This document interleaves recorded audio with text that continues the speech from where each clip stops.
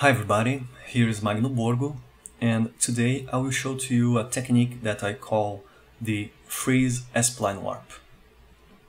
It's a technique that uses the Spline Warp node from Nuke to do match moving and also stabilization with any number of points. Usually when we do match move with the tracker node, we are limited to 4 points on a corner pin. But with this technique, you can use any number of points because it's based on rotoscope shapes. So let's take a look. I have this footage here of a player running, and here I have the technique already made to show to you. This is a frozen frame. This is where the FreezeSplinewarp name came from. You freeze a frame, and after that you can match move this frame over the original plate. So here the frame is frozen at frame 1, and when I take a look, I'm deforming that area using the Spline Warp and following the motion of the rotoscope shape. Something like that. And there's also the stabilization, which is something like this. You use the rotoscope shape to stabilize that area of the plate with any number of points. It's really interesting, and it's great for organic shapes, for example, or any kind of movement or shape that you are not able to modify with a simple 4-point corner pin, for example. So let's take a look on how to do this technique doing it manually, and after that I will show to you the scripts that I developed to automate the process. So everything starts with a rotoscope shape. You can do it on any software. You can use Mocha, you can use the planar tracker, you can use any technique you want. As long as the shape is consistent, you will be able to do the technique. So here's my shape. I will create a Spline Warp, and I will copy. You can copy the shape to the Spline Warp, or you can move it. I will keep the shape here and copy it to the Spline Warp node. This shape will be called source shape to organize the things here, and after that you need a destination shape. So to use this technique with my scripts, the source shape needs to be on the A input and the destination should be on the B input. So duplicate in B and join. Let me rename this to destination shape. I will change the color, something different to be more easily identifiable. And here now we can see the node with the AB. You can see the source shape in red and destination. Both are one on top of each other because they are just the same and linked together. Okay, that's the first step of the technique. After that, you need to choose a frame to freeze. This will be your reference frame, something like the frame that you choose to match move stuff with the tracker node. That's your reference frame. I will select here, let's say, the frame 19.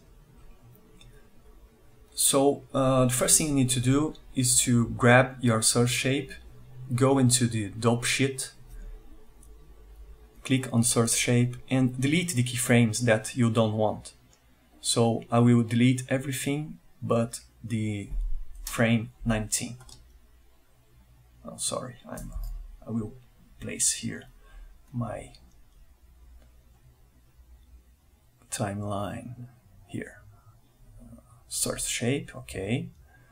select the keyframes around the frame 19, delete, and delete. So here now I have just the keyframe of the frame 19. The rest is gone. And when you see now the red shape, which is the source shape, is not moving anymore, but the destination is moving and following the original motion. So that's the principle of the technique. It's very simple. Now with that you can freeze the frame with a frame hold, for example, place it on the A input and choose the reference frame.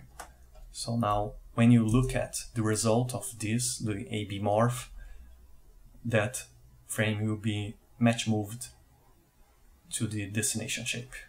Okay, and for example, if I use the original rotoscope to isolate that area, something like this,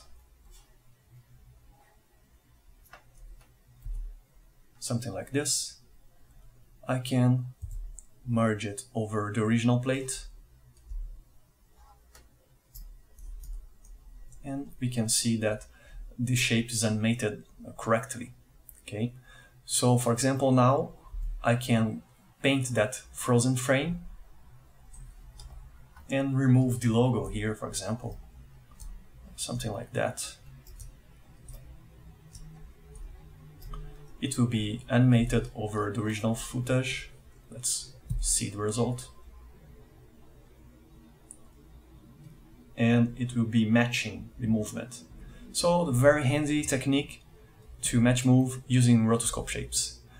And the opposite of the technique, the stabilization part of it, is just the same node with the same frozen curve here, but you need to invert the root layer, mix, and root warp. And now you use the B input with the original plate, and that plate will be now will be stabilized over that shape. You just reverse the node and you can get the stabilization. And that's handy too, because sometimes you need to stabilize some area and paint it with the clone stamp, for example, but with the all keyframes, and all the light changes and such changes will be kept over time. So it's a great tool to do removals and things like that. The stabilization, you can do live painting with the all attribute, and you can, after that, match move it back. You just need to copy the node and place the input here. So after that you are back to the original plate position. Original. It's like the setup that you do when you do with the tracker. You stabilize around the reference frame, do some painting, and copy the tracker node and match move it back using the same reference frame. It's the same technique, but using spline warps. Of course, there's a filtering hit that you will get, but you can escape that. So if the deformation of the shapes is not too extreme, you can usually handle this without problem. So that's the technique that you can do manually, deleting keyframes. So let me show now how to do it with my scripts. You can find the scripts on Nukepedia or also on my website. Okay, I will place them there for download. The scripts, you have two scripts, the RotoPaint to Spline Warp and the FreezeSplinewarp. RotoPaint to Spline Warp will convert the roto nodes to spline warps. Let me grab here the complex shapes. Compact shapes are the arm shapes here that I used with some roto. Let me source the first script, rotopaint to a spline warp. You can create shortcuts on the interface, or you can load it and run. Select the roto node, run script. It will ask the frame range to bake the shapes, and also if you want to break the shapes into pinpoints, spline warp pinpoints, where each point of the curves will be a single curve. And you have this multi-thread option where you can speed up the script, but sometimes if the script crashes, you may want to disable it. It will be safer, a little bit slower, but it will always run correctly. Usually it will not be a problem, but anytime you run into a problem, disable it. Okay, frame range. Why you need to bake the shape? Why you want to bake the shape before doing the FreezeSplinewarp technique? There are several reasons. For example, when you copy this shape to a new spline warp manually, here on this layer you may have some animated transforms. You may have some extra matrix info with the planar tracking information. And to copy the shape and keep it on the correct position, you may need to delete this animation, keep just the reference frame. So you need to work out all the layers until you get to your shape, and that can be a little bit problematic on some cases. So I decided to create a script to bake the shapes before doing anything, and in that way you will never run into problems. So that's what my script does. So frame range, multi-thread, run script, a new spline warp node will be created. You can see that the shapes are now on the root level, and the shapes have keyframes on all the baked positions. Okay, they are exactly the same shapes, but baked. This is the first part of the process. After that, you need to manually duplicate the shapes in B and join, and you need to do it in B. Okay, just select all and duplicate.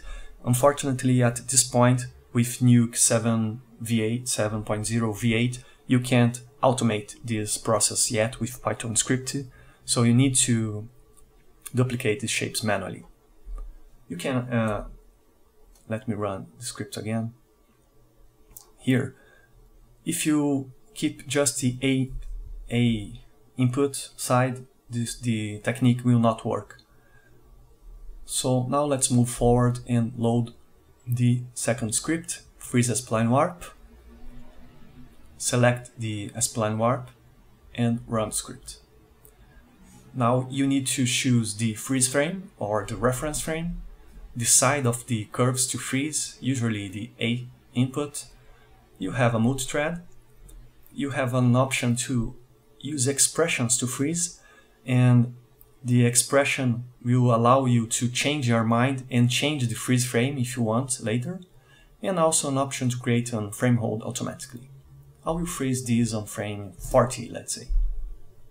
Okay, and here's the setup. The freeze frame node will tab here, where you can use the expression to freeze the frame. If you go to the frame 40, the shapes will be coincident, and after that the destination shapes will be animating to the correct place. You can see that the shapes that were frozen on this little F on it, so you can easily identify them. And also the frame hold is linked to the freeze frame here, so if you change the freeze frame, the frame hold will change as well, which is somewhat handy depending on what you want to do. So that's the script automating the process that we did earlier here with the frame hold creation and etc. Let me plug this on the original plate. and take a look here. Spline Warp, frame 35 is frozen, and the rest is being match moved based on that position. Okay. To reverse, to stabilize, just select the node. Of course, you don't need the frame hold to do the stabilization, so create a copy of the node, plug it on the B input, reverse the root 1 and 0, and now the footage is stabilized based on that shapes. Let's take a look. There is some deformation here because of the shapes interacting inside. Shapes that share the same area may create some weird artifacts with the Spline Warp. You can see the hand now fully stabilized with this technique.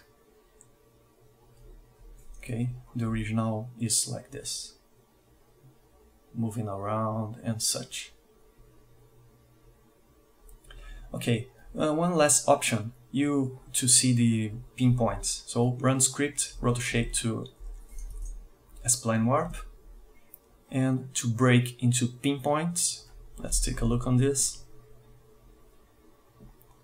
It's a little bit slower because there are a lot of points to be created, and after that your Spline Warp is something like this. Each point is individually created. You need to duplicate them on the B side like this and run the FreezeSplinewarp. So it's very handy to have the points as pinpoints, because when shapes interact like this, you may get some weird artifacts on the Spline Warp because of the overlapping of the shapes. But with pinpoints, this can be somewhat avoided, and also this solves a problem with Bezier shapes, where sometimes when you convert the Bezier shapes to the Spline Warp using the script, the tangents of the points may be inverted, and this will create some weird warping. But when you convert a shape to pinpoint, this problem goes away. So anytime you get some weird deformations because of the shapes, convert them to pinpoints. The result is usually exactly the same, closed curves or pinpoints, so it's your choice to use it or not. Of course, the pinpoints are a little bit more heavier to be used because you get a lot of curves. In fact, each point is a curve.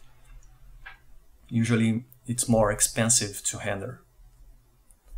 So that's it, that's the technique. I hope that you liked the video. The scripts are on the Nukepedia and also on my website, borgo.tv. You can find them under research and development. And if you want to contribute with the development of this script, please send suggestions, bug reports. You can find the information to do that inside the scripts, edit on the text editor. You will find my email inside the scripts, and also if you want, in future you can donate a small amount to help me develop more this. And I will keep also on my page some of the Foundry support codes for some of the scripting capabilities that are not available yet on Nuke. If you want to support the development of these scripts, you can email support with these codes and ask them for prioritization. That will help these coding capabilities to be done, and this will help to even further improve this technique. That's it. Thanks for watching.